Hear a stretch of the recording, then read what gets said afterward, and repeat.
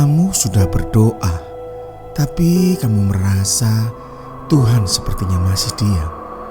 Rasanya kamu sudah melakukan semua usaha, sudah berdoa, bekerja, sabar, tapi gak ada tanda apa-apa.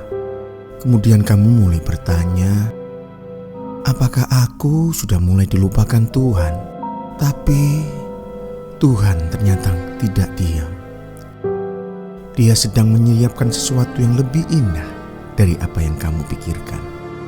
Diamnya Tuhan bukan tanda dia pergi, tapi tanda bahwa dia sedang bekerja untukmu. Tugasmu sekarang, kerjakan apa yang menjadi bagianmu sebaik mungkin.